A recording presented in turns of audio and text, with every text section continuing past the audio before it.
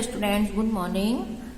हम आज पढ़ेंगे हिंदी व्याकरण का पाठ 9 क्रिया और काल। ओके स्टूडेंट्स, कल हमने क्रिया के बारे में पढ़ चुका था कि क्रिया किसे कहते हैं और क्रिया के कितने भेद होते हैं। आज हम पढ़ेंगे टेंस या काल। ओके, आइए इसे रीड करते हैं। काल का अर्थ होता है समय।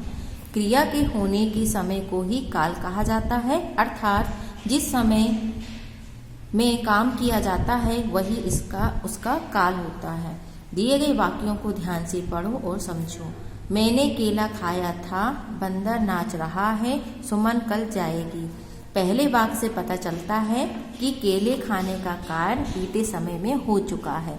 दूसरे वाक्य से पता चलता है कि नाचने का कार्य वर्तमान समय में हो रहा है। तीसरे वाक्य से पता चलता है कि जाने का कार्य आने वाले समय में होगा। तो बच्चों यहाँ पर थोड़ा और डिटेल में समझ में आ जाएगा। इस तरह से बताया गया है एग्जाम्पल में काल के भेद। अब काल के यहाँ पर 3 भेद बताए गए हैं: भूतकाल, पास्ट टेंस, वर्तमान काल, प्रेजेंट टेंस, भविष्यत काल, फ्यूचर टेंस। ओके, अब भूतकाल मीन्स पास्ट टेंस। क्या कहलाता है भूतकाल?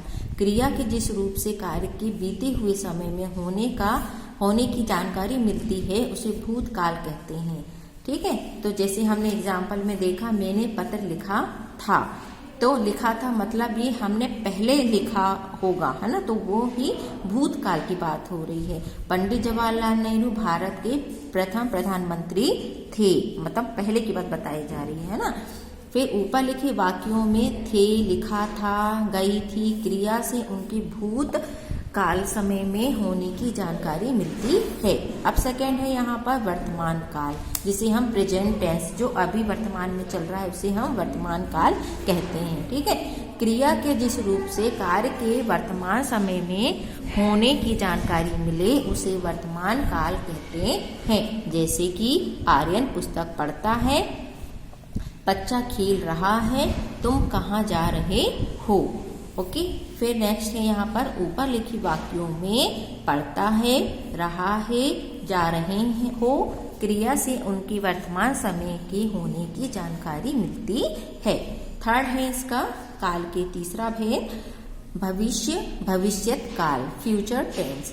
क्रिया के जिस रूप से कार्य के आने वाले समय में होने की सूचना मिले उसे भविष्यत काल कहते हैं। जैसे फूल खिलेगा, नेहा पत्र लिखेगी, पुलकित विद्यालय जाएगा।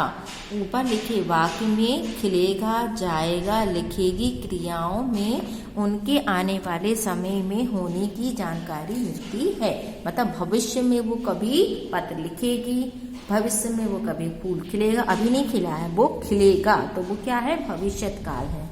ओके स्टूडेंट, अब हम इसके प्रश्न उत्तरों को देखते हैं। क्या करना है इसमें? दिए गए प्रश्नों के उत्तर दो। क्रिया किसे कहते हैं? क्रिया के कितने भेद होते हैं? नाम लिखकर 2-2 उदाहरण भी लिखो। तो अब यहाँ पर हम क्रिया किसे कहते हैं, तो इसका आंसर हम किस तरह से लिख सकते हैं? क्रिया किसे कहते हैं? जिस शब्द से किसी के करने या होने का ज्ञान हो उसे क्रिया कहते हैं। जिस शब्द से किसी के करने या होने का ज्ञान हो उसे क्रिया कहते हैं। फिर नेक्स्ट क्वेश्चन है इसका कि क्रिया के कितने भेद होते हैं? नाम लिखो, 2-2 उदाहरण भी देना है। तो यहाँ पर देख सकते हैं हम क्रिया के भेद, सकर्मक क्रिया और अकर्मक क्रिया। अब इसमें हम एक उदाहरण दे सकते हैं कि नाम लिख के मैं पुस्तक पढ़ता हूँ और फिर दुकानदार फल बेचता है, ये सकर्मक क्रिया है। अकर्मक क्रिया का क्या उदाहरण लिख सकते हो? मोर नाचता है, चिड़िया उड़ती है। ओके, ये अकर्मक क्रिया है। तो क्रिया के कितने भेद होते हैं? 2 भेद होते हैं। कौन कौन से? सकर्मक और अकर्मक क्रिया। ओके बच्चों, अब देखेंगे काल किसे कहते हैं, काल के कितने भेद होते हैं। तो आंसर देखिए इसके। काल किसे कहते हैं?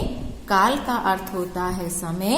क्रिया के होने के समय को ही काल कहा जाता है। ठीक है, काल का अर्थ होता है समय, क्रिया के होने के समय को ही काल कहा जाता है। अब काल के भेद 3 होते हैं, भूतकाल, वर्तमान काल और भविष्यत काल। ओके बच्चों, तो हमने यहाँ पर प्रश्नोत्तर आप लोगों को दिखाया है। ओके, तो इस तरह से आपको ये प्रश्नोत्तरों को कंप्लीट कर लेना है। ओके बच्चों,